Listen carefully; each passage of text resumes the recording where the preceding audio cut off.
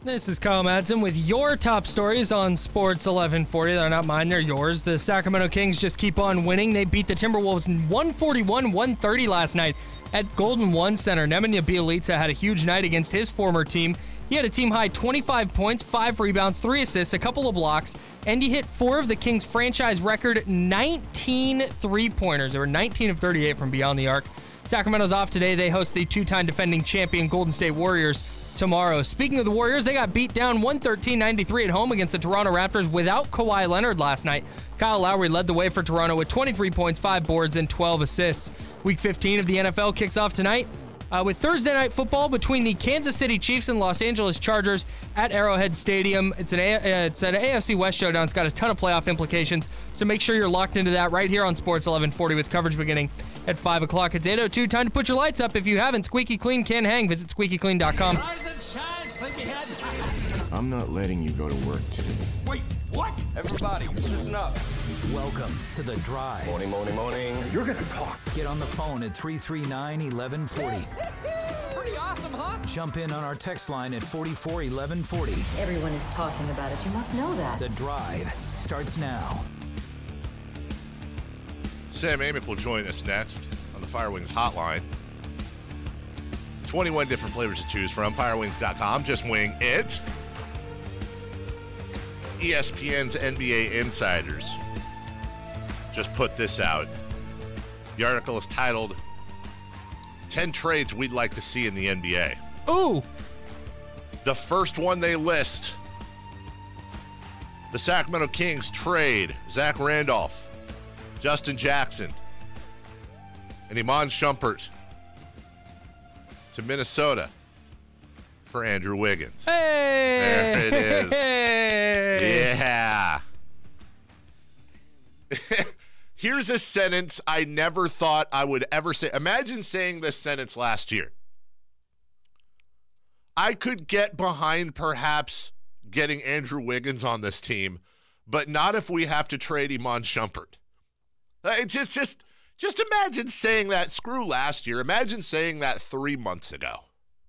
I could get behind Andrew Wiggins on this team, but not if you have to trade Iman Shumpert. But that's a real thought that I have.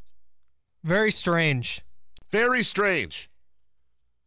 First off, it's not a lock that Andrew Wiggins would help this team more than Iman Shumpert on the floor. Here's why I'm saying it's not a lock. Kyle giving me the mustache, the little twiddled mustache. The reason why is that I think Iman Shumpert has played above average defense this year.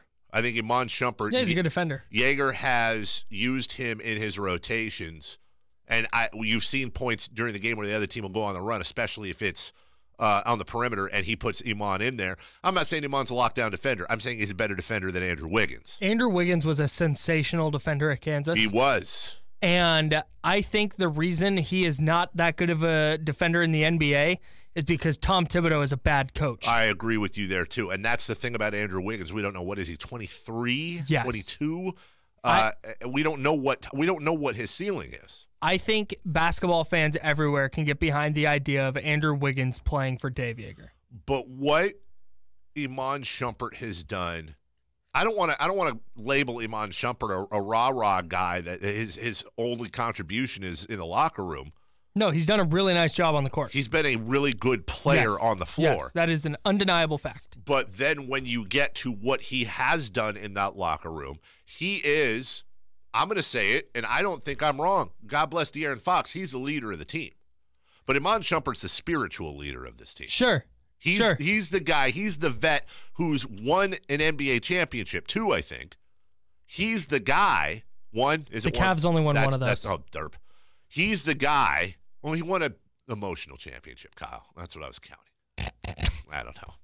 He's the guy that's been there, who's played with LeBron, who understands, who's pulled a lot of the great things out of LeBron. Andrew Wiggins was also with LeBron. Yes, on paper for about 20 minutes. Were you? No. Did you have more? No. We'll get to Sam in a minute. Okay. After this. Okay. If you're assuming Dave Jaeger and the Kings coaching staff can elevate Andrew Wiggins' level of play. And I know the Kings like Andrew Wiggins. I do know this. I think everybody does. Like, he's a 6'9" lengthy scoring machine. There is a larger than you might think group of NBA people who believe Andrew Wiggins is a higher paid version of Rudy Gay. Interesting. And I'm not here to dispel that argument completely. I understand the argument. I understand that Andrew Wiggins, we would make that trade hoping and praying that your theory about Tom Thibodeau is correct. Right. So that's just it. And if that's what you're trading for, that's the kind of piece that puts the Kings over the top. Yeah, I agree with you. If you get the version of Andrew Wiggins we thought we were getting out of Kansas, that is the superstar level piece that gets the Kings to a different level. I don't like that you keep saying the Kansas thing, though, because I have a kind of a personal issue with players coming out of Kansas. I don't understand why. You've had Ben McLemore, you've had Thomas Robinson. Like, we're talking all-time great. Sometimes players go to Kansas and it doesn't transfer into the NBA. Now, for every Paul Pierce and Scott Pollard and Joel Embiid and Paul Pierce. Hang on. I got another one for you. No, there's one I'm forgetting. Mario Chalmers. Yeah. He was Kansas, right? Yeah, he was. Was he? No. Yeah, yes. Mario Chalmers hit that shot against Memphis in the NCAA Finals. That's right. Sam's writing. He's getting very angry that you haven't called him. Super angry. No, he's not. From the 916, Iman Shumpert is our Draymond Green. He brings the edge to this team, and he plays good defense. Hey, listen, in this fake trade that ESPN brought up, I don't think Iman Shumpert is going to be, and I say this with all respect to Iman, you guys know I'm in love with this guy. I don't think Iman Shumpert's going to hold up that trade if it were to happen.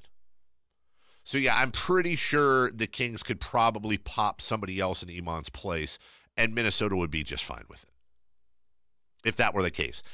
I don't know that Andrew Wiggins is the answer, and I understand everybody's worry about him, but I do believe, let's just look past contract, which is a big thing to look past. I think Andrew Wiggins is better than any starting three we have on this team, and I think Andrew Wiggins would fit in very well with the Kings style of play. But I think Otto Porter would be an even better fit. That's my opinion. I could be wrong. We'll ask Sam Amick about it right now. He joins us each and every Thursday at 8:05 from theathletic.com, where I just saw they had a deal. They've got these deals going on Facebook, The Athletic does. It was something silly, like free trial for 3 months and then like $3 a month. I mean, at this point, they're basically giving you a Ferrari and asking you for $1. That's kind of how, I think that is the exact right analogy. You're getting the Ferrari of sports coverage for pennies on the dollar. Go to theathletic.com and check out all the deals they have just in time. Hey, by the way, what a great gift to get for dad or brother or son. Screw it. Mom, sister, daughter, then the Athletic subscription. That's all I got to say, Sam. How are you? Dave, I love it. I'm doing great. I was going to say, don't leave out the ladies. Yeah. Don't be masochistic sports talk radio guy. Come on now. Masochistic or chauvinistic? Chauvinistic, yeah. Wrong word. Sorry. What do you think, I'm a writer? I write for a living. I don't speak. And we had your colleague in two different places, Matt Barrows, on 2 weeks ago asking us who the U.S. president was in 1942. He was like, he said something like, it's not like anyone knows who the president was in 1942. And Kyle and I both thought for saying, well, that'd be FDR, buddy. He's like, yeah.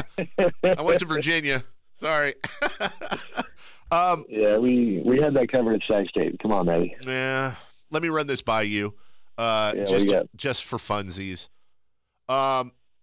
We've been having a lot of conversations. It's so great that in Kingsland we're talking about like pieces that could put us to the next level and whether or not we touch this core. It's so foreign in this city to be having these conversations coming off a big win over Minnesota last night. Do you think that Dave Yeager and Andrew Wiggins and the Sacramento Kings would fit together? Or do you think, if you're the GM, that contract and any of that baggage he may have shooting-wise would be a little too dangerous for the Kings to push that many chips in? I think it would be dangerous. Andrew just doesn't have a very good reputation when it comes to kind of his wiring in relation to the game. I had to switch there. My AirPods died on me. It's all right. That's what would scare me. It just, fans got nervous when the Kings offered that money to Zach LaVine, and he's had some really good moments early on in Chicago, but he's got holes in his game, and it's just, it's not directly analogous, but I just think, similarly, I think stuff with Wiggins would worry me, and I hate it. It's weird around the league. People say all the time, like, this guy, I don't know if he loves the game. And it's always tricky when you get into the mind reading part of scouting. Sure. Because honestly, here's the irony. Like, people were saying that about De'Aaron in the preseason. They were. And so, how does that look now? So it's a lot of money. I would think long and hard, and obviously want to know what they would be giving in return. But, interesting thought. I have absolutely no logic to it. When I heard the Kings offering Zach LaVine $20 million, I freaked out. The guy can't play defense. He's up and down. I certainly hope he doesn't get injured, but he has the injuries coming off of. But then Andrew Wiggins comes up at $25 million. I'm like, wow, that'd be interesting. I think he might be a good fit. I have no logic to stand on whatsoever that I would prefer Andrew Wiggins at $4 million more than LaVine makes.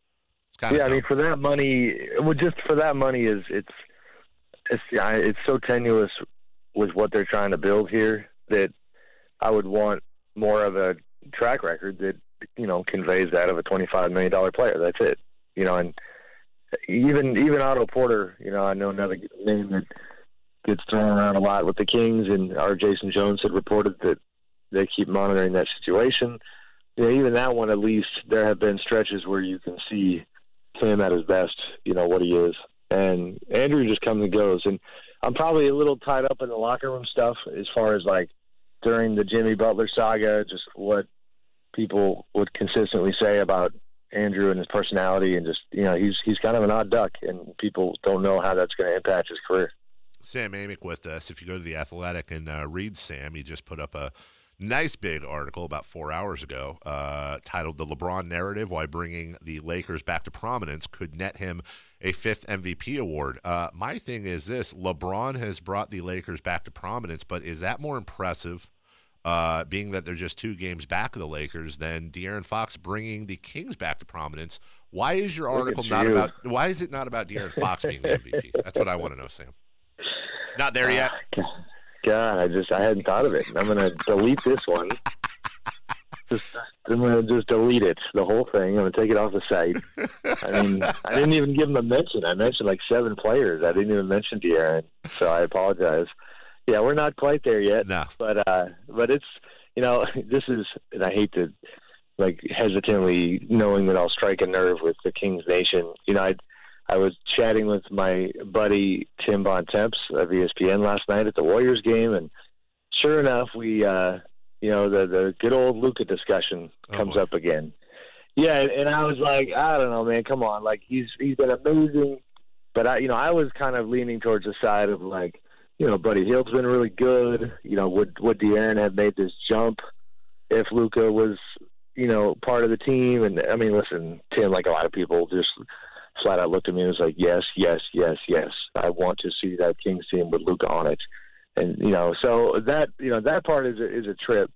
But to the Kings' credit, it has taken some pretty unexpected, incredible basketball to quiet, that narrative in the way that they have. It's not going to go away entirely because of what he's doing in Dallas, but they're making noise. They look really good. Even going into Friday night, quick funny story, because we always end up talking about life, personal stuff. I screwed up as a father and kind of forgot that my oldest had a play that I was going to attend on Friday night.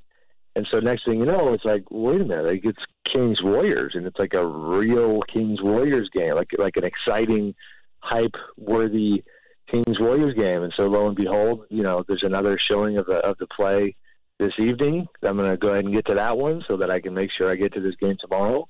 And like last season, that was not I just kind of would have said, who cares? The Warriors are going to race them by 30, and I don't need to be there. But see, look at that. The Kings and Warriors on a Friday night is actually, and to be honest with you, Sam, we've only got the one true national TV game we already had, which was home against the Clippers. Right. You got to think if they could go back and do it over again, a game like this, I would imagine the Kings are going to get flexed in at some point. Say what you want about them, but they're entertaining, and I'd like to think, knock on wood, that this Friday is going to be an entertaining game. No, 100%. Well, especially that groggy tone in my voice is the product of having been at Warriors Raptors late last night and seeing Golden State scuffle again. And just, it was a really strange game. So, I mean, Toronto is incredible, certainly on a different level than almost everybody else right now, and definitely the Kings. But, the Warriors they're not the Warriors of old, at least right now. And they did finally get healthy. They got Draymond back. But I actually meant to look this up, but, they're 19-10.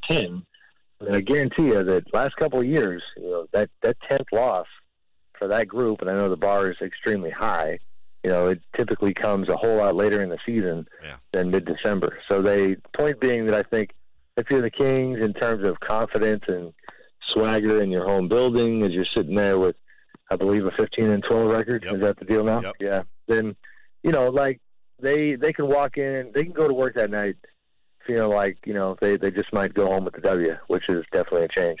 Sam Amick of The Athletic joins us. Loss number 10 for the Warriors last year came on January 20th. Oof. Yeah. It's wild. Which even is actually earlier than I would have thought. And they didn't even get to 10 losses the year before that. So right. A heck of a point. I hadn't even thought. That should have been I didn't write last night off the Warriors game, but that should have been my column. So long, 72-8. Or no, that math is that 72-10. Since you brought it up, and at the risk of, because we did not plan on going here, but I think you're uniquely qualified to answer this question from your perspective. Let's forget we're in the Sacramento market right now and that you live here as well as I do, and pretend we're in, I don't know, Mississippi. You're on Mississippi Sports Talk Radio right now with me. And I want to talk about Luka Doncic and Marvin Bagley, but hold on, Kings fans. Just relax. See where I'm going with the question here. I know per 36 is the qualifier, and I know that factors in. But when you look at Luka and Marvin's numbers,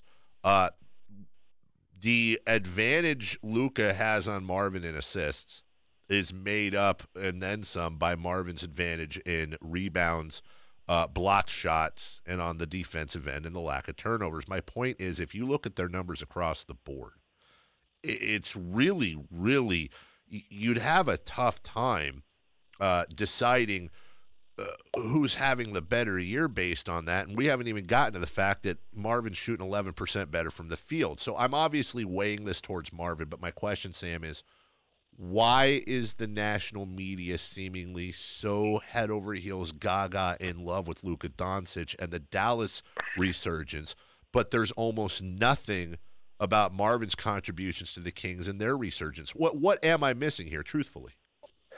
I'm calling BS on you, my friend. Okay. You're not. You're not missing it. Like, come on. It's not. I'm not normally the old school guy to say, "Hey, eyeball test." But, I'm going to call it social media viral test. Like, come on. You're seeing these video clips. You're seeing the buzz. You're seeing the energy, and that's the biggest thing. Has Marvin helped the debate by being, a pretty productive player? Yes.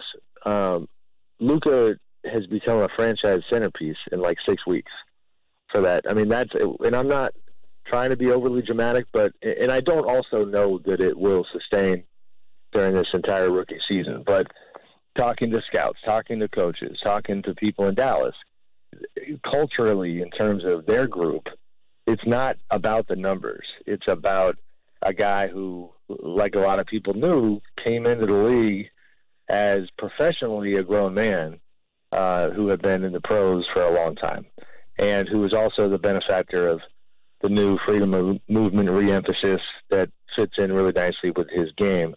It's more about the fact that if you just try, it's a little bit like with the LeBron MVP column, you need to try to quantify like just how is he helping and impacting others. Luka is injecting life into their whole group, and he is the epicenter of what they're doing, which is a hell of a statement for a rookie. Marvin is producing at a fairly high level when he's on the floor, but the King story, if you're picking a guy, it's De'Aaron, sure. Right? So I mean that's the distinction, and I guess numbers wise, I don't have it in front of me. What is the difference in terms of just good old-fashioned minutes per game between those two guys? Luka at 32.4, Marvin at 23.8. That's the biggest one to me. It's just over the course of each game. I mean, Luka is the engine of what they're doing. Marvin for now is a nice accessory, and that's just he's not the center of what they're doing. I mean, I hear you, but I don't think it's necessarily one of those where the national media is picking on the Kings. I think it's just more like I've been to one game in Dallas this year, and it was against the Warriors, and it was electric. And there's other stuff that comes with Luka too, like from a marketing standpoint. The fans react to him. Fans enjoy him. You got the Hallelujah song that went viral from The Ringer, things like that.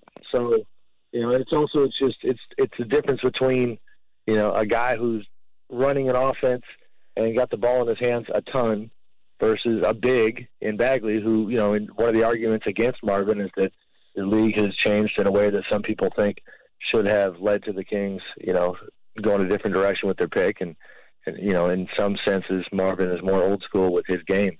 But, again, he's having a good year. It's just not as dynamic as the other guy. Well, and you're talking to a guy who badly wanted Luka in the draft. But as I'm fighting that, and then I'm fighting my Kings homerism, which I admit to, saying, "Oh, hold on a second. Bagley's 19. Luka's 19. You mentioned it. Luka's played all these years of professional basketball with grown men. Bagley was supposed to be a freshman at Duke this year and skipped high school to go to Duke last year. Like, I'm not saying the hype should be on the same level. I'm just saying, like, can we get a bone? Well, there's just not. Yeah, I mean, you can have an honest analysis of the impact and the production, and again, there's a lot to be excited about. Sure. The difference is, I'm not normally the guy who's just getting wrapped up in the hype, but it's like, it's almost, you call it the Sports Center test. Like, how many times this year have the Sports Center people been compelled to be like, hey, we got to showcase Marvin Bagley on this Kings win. We got to really show people watching what he did and how it impacted things. It just doesn't. There's not the same electricity with his game. There's just and that's not a knock on Marvin because that's the case for 95% of the league.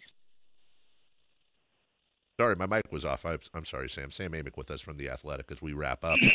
Sam, I do want to ask you one thing before we go that's not King related. The Raptors went into Los Angeles against a very good Clippers team and blew them out in L.A. Then the next night they went into an Oakland a Warriors team that has everybody. They have Steph, Draymond's back, Clay, DeMarcus is on the way, but they're almost full strength. And they blew out the Warriors last night. Again, second game of a back-to-back. And both games they didn't have Kawhi Leonard. What's the one thing that pops out to you when I say why? How the hell did that happen? Well, I mean, Kyle Lowry woke up after a really bad slump, and so that's been big. Pascal Siakam is a breakout player who's been doing great things for them. Danny Green is underrated and shooting the ball well and defending, and that they have length and versatility and depth that kind of goes for days. Jonas Valanciunas got hurt last night, but he's been good as well. Serge Ibaka, to be honest, has had a resurgence, but like it's a lot of different things, and it's wild because and I didn't mention this in the MVP column, but if you were going to make like an anti-Kawhi MVP argument, the Raptors are now 7-1 when he doesn't play, and that bodes pretty darn well for them in the playoffs because they win a ton of games when he's on the floor too. So they look really good. I mean, we're sitting in the Raptors visitors locker room last night, and Warriors PR man Ray Ritter was talking to Raptors PR woman Jennifer Quinn, and I kind of got a kick out of it because they were having that conversation about how, well, we'd be just fine if we met in June and we get to see Toronto in the summertime, and it really, for now anyway, feels like that. That could be where we're headed here. That's Sam Amick of The Athletic. Go to theathletic.com. You can read his new article, just posted a few hours ago on LeBron James and possible 5th MVP award, and also so much more phenomenal coverage, not just from Sam, but from everybody that surrounds him on the NBA beat, including a Kings Q&A today with our very own good friend Jason Jones. Sam, always appreciate you, buddy, and I'll see you at the game tomorrow night, and I'll talk to you here next week. Thank you, buddy. Always appreciate it. I think the answer to your Lucas thing, you need to come up with a song for Marvin, Dave. I'm giving you that assignment. Time for you to come up with a song. I was thinking of doing a Marvin Bagley song to the tune of Let It Go from Frozen. When talking about all this controversy, just let it go. And we'll put something together. We'll get in the studio, you and me. I like it. That sounds good. See Thanks, you, brother. Take care. That's Sam Amick. Joining us from The Athletic. We'll take a break. Kayte Hunter. That's how I'm going to say it with the emphasis on Katie. Kayte Hunter is going to join us next. For a super serious interview. Remember, what's the bid on this one? It's serious, coming right out of the gate with Kayte Hunter. Yeah, we're going to play this like we never talked to Kayte. First time we've ever talked to her, and we're going to try to see. Listening now, though. We're going to try to see how many times we can say talk about without her catching on to either of those. We'll do that next right here on Sports 1140 KHTK.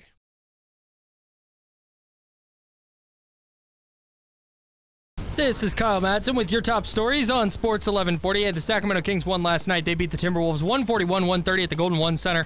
They're off today. They host the two-time defending champion Golden State Warriors tomorrow at the Golden One Center. And speaking of those Warriors, they got blown out last night at home against the Toronto Raptors. Without Kawhi Leonard, Toronto won that game 113-93. Kyle Lowry led the way for Toronto, 23 points, 5 rebounds, and 12 assists. Week 15 of the NFL kicks off tonight. It's the Kansas City Chiefs hosting the Los Angeles Chargers in an AFC West showdown with major playoff implications. Listen to that game right here on Sports 1140 with coverage beginning at 5 o'clock. It's 8:33. Time for Squeaky Clean to clean your gutters. Visit squeakyclean.com. Those are your top stories. Back to the drive on Sports 1140 KHTK. Here we go. The drive continues now.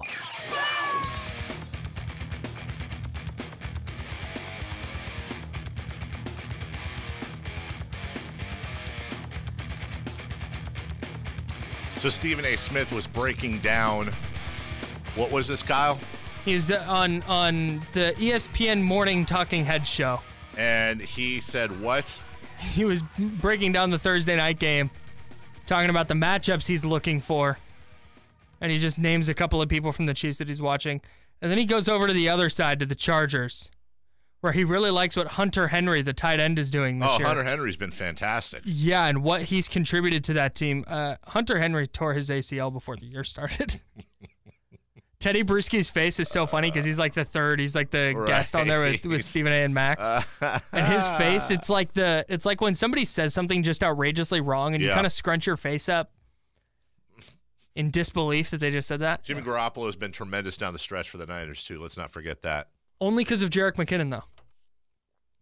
Kayte Hunter is going to join us here in a second. She's ready to go. Kyle Madson, I believe you have her telephone number. Thank you to Sam Amick and all our guests on the Firewings hotline. 21 different flavors to choose from. Firewings.com. Just wing it. What are you doing? I just wanted to let you know that that we got to get our guy in here. Yeah. Oh, please. It's time. It's Vince Harris time. I'll give you the fanfare. Thank you. I was looking for that. Hey, it's time to call your local Geico agent, Vince Harris, at 916-923-5050. That's 916-923-5050. Vince Harris? Big Vince Harris fans. Vince Harris! Text line reacting to the ESPN column, not report. Let's be clear. It was a column on the musing about trades they'd like to see.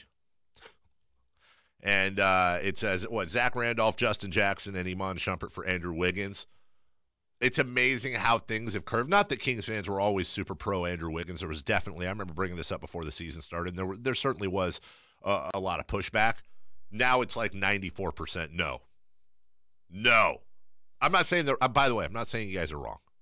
I understand the trepidation there. But I do think, whether it is Andrew Wiggins, whether it's Otto Porter, whether it's somebody we don't know, I do think the Kings are going to fill that 3 spot at some point. Joining us right now, sideline reporter for your Sacramento Kings, making her season debut last night in the win over the Timberwolves. It is Kayte Hunter. Kayte, it's Dave and Kyle. Good morning. How are you? Good morning. I'm good. Hey, by the way, you have a really creepy call screener. I do. Yes. Well, I knew that already. He calls and he's like, rude. "Hi, Kayte. This is Kyle from Sports 1140. You still have some time for us?" It's like, Kyle, we know each other. Right? Yeah. I mean, Kyle sometimes gets directed, especially, and I've talked to him about being more professional with our guests. I will say this to you. When we talked before the season, Kayte, I thought the team was going to start 3-17. I know you weren't that pessimistic. Did you really? I did. I said that publicly. I thought 3-17, 6-14 was the range I thought they were going to start. And I don't think you were anywhere near that, but I don't think you were at 15-12 either. Talk a bit about the road from preseason and expectations to execution and where this team stands right now, 3 games over 500. The funny thing about expectations is they're usually set by outside media. It's not like when we talk about expectations, we're talking about the team's expectations for themselves.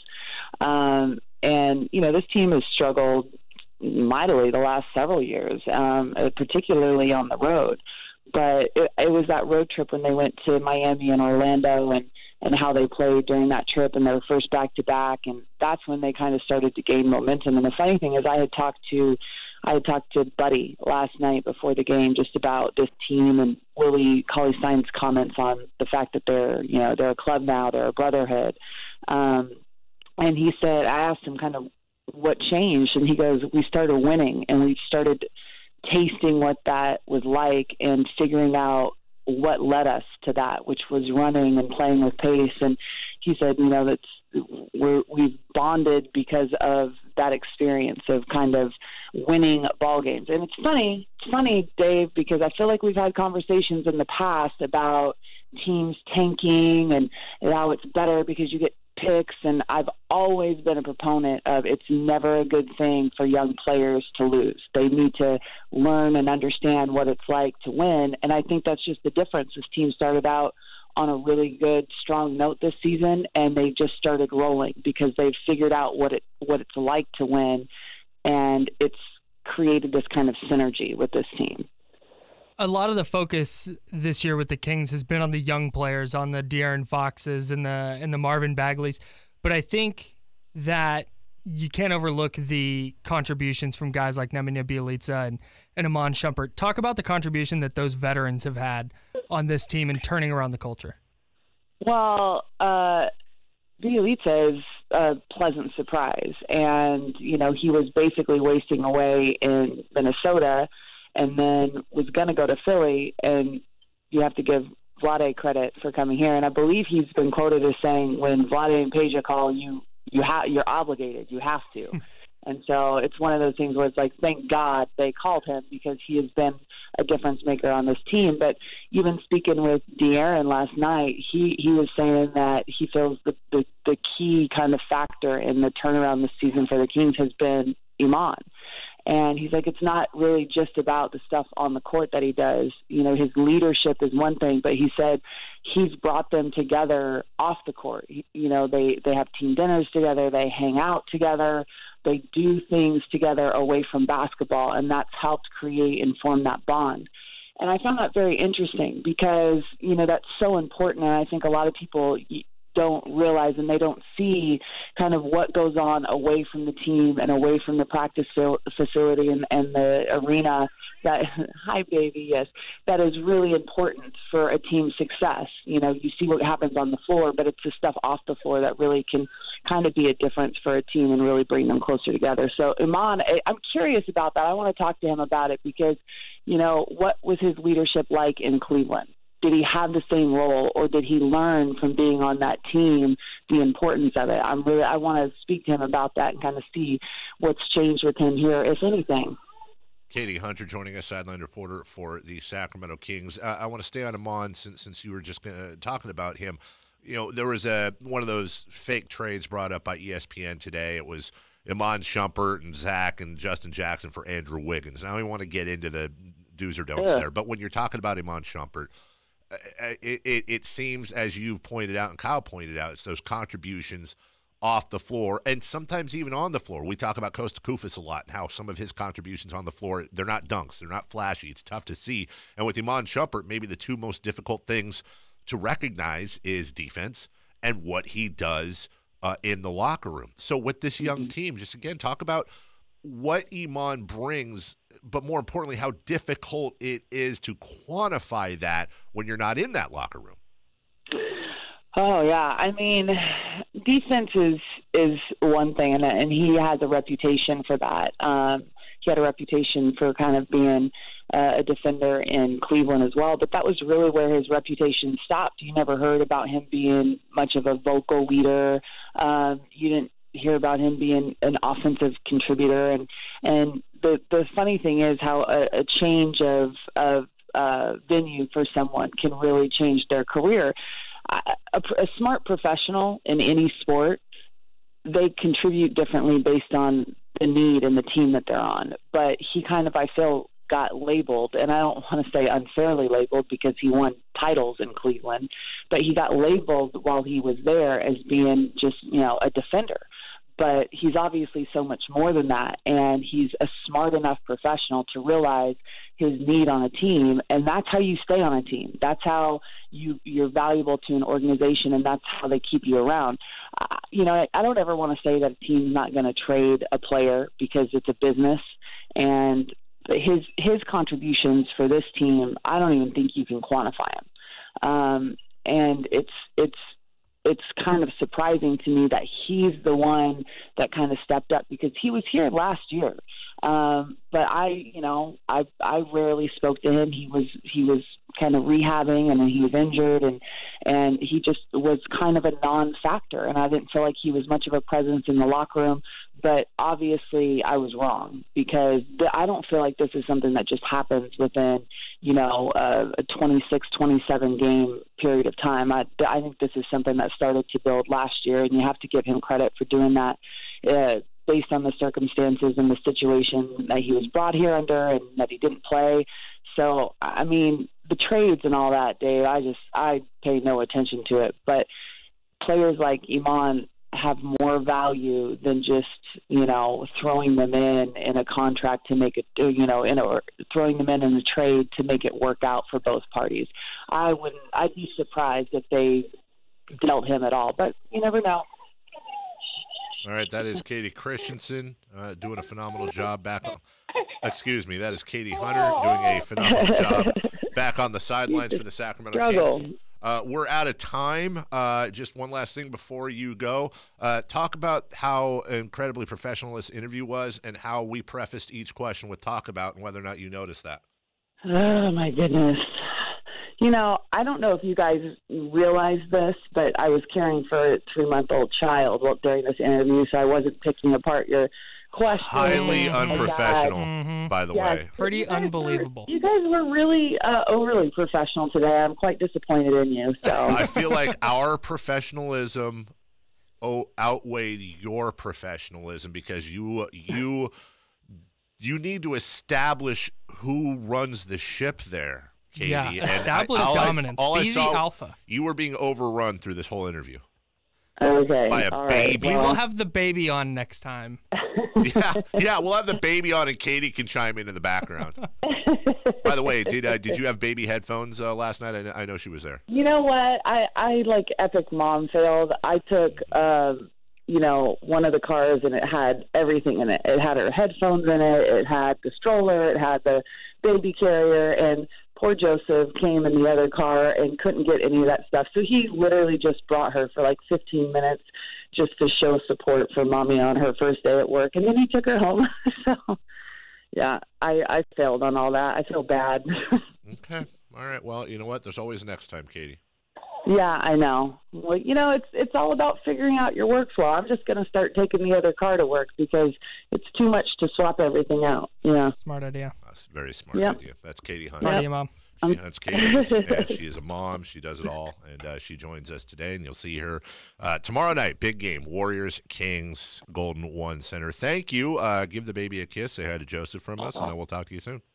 All right. Bye-bye, you guys. All right. Bye-bye. Got 5 talkabouts in there.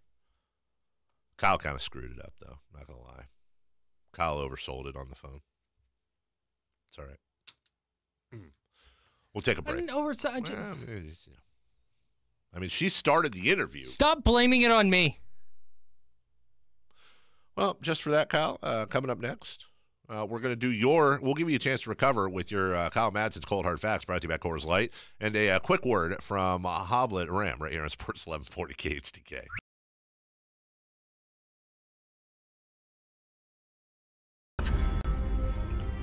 What's on tap? Brought to you by Mike Socks. What? Mike Socks? Who's Windscreen, that? whatever you call these windscreens. Windscreens. I thought you were talking about like a guy named Mike Socks. Mike's Socks. Like yeah. Michael Socks. Brought to you by Michael Jordan smacking Malik Monk upside the head last night. Yeah, that was great. We have a windscreen here brought to you by Jiffy Lube. You can see this on the video broadcast. I'm holding it right now. Here's what I sound like without the mic sock, the windscreen, if you will. All right, this is what I sound like. And this is what I sound like with it on. It's a completely different sound altogether. Yeah. No windscreen. Windscreen. Get yours today. Just a voice modulator. I hate this show so much sometimes. The Chargers are going to Arrowhead. That is in Kansas City.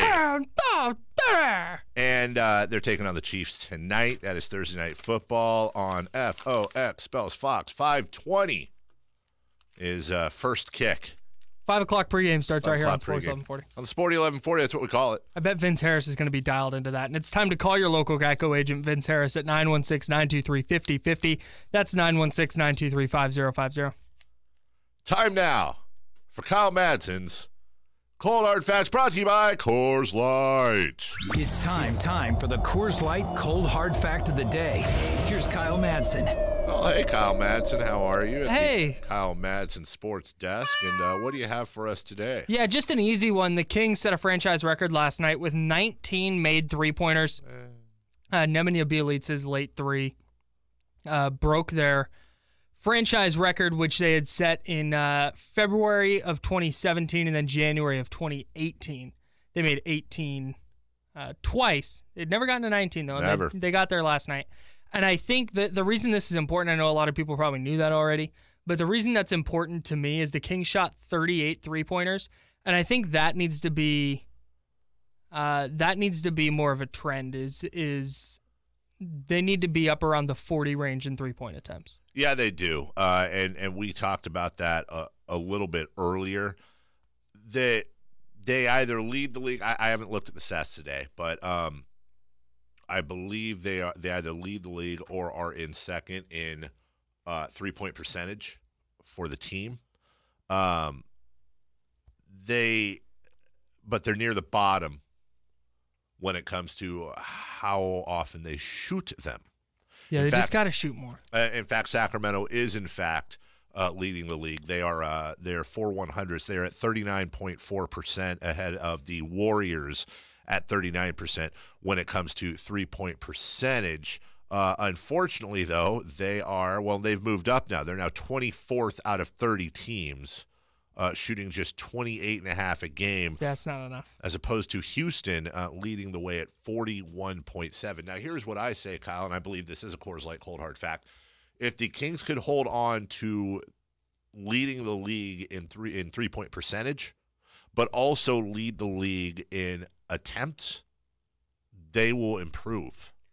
I agree. If they shoot more and make more threes than any other team in the league, they will be a better team even than they are now. One other fact here, Jose Canseco is in the news. He's made his pitch to be the chief of staff for President Donald Trump. With a tweet that said, hey little butt. Yeah, he did tweet out the letters OF, which I believe is the position he played. So, yep. Hey, little buddy, you need a bash brother for chief if staff. Got a secret reorg plan already. Also worried about you looking like a Twinkie every day. I will buff you up daily workouts. DM me. # yes we can Seiko. I will give him props for the hashtag. Really good hashtag. That is excellent. As an excellent hashtag. Now, you might forget back on October 9th, 2018, Jose Canseco put this tweet out. Hey, little buddy. Probably don't want to refer to the President of the United States as little buddy, but that's Canseco. I'm interested in United Nations leadership. DM me for ideas and confidential 90-day plan. Hashtag ready now. Love it. He's obviously gotten a media team to help him with the hashtags since He's then. getting involved. And lastly for you, Kyle, the average person spends 6 months of their lifetime waiting on a red light to turn green. That's way too long. The largest recorded snowflake was in Keogh, Montana during the year 1887. The snowflake was measured 15 inches wide. Well, obviously, people haven't been measuring millennials lately. Oh! For Kyle Madson, for Eunice, for Kayte Hunter, Sam Amick, I'm Carmichael Dave. We'll see you tomorrow at 6 a.m. Jim Rome is next. Enjoy the rest of your broadcast day right here on Sports 1140 KHTK. Bye now.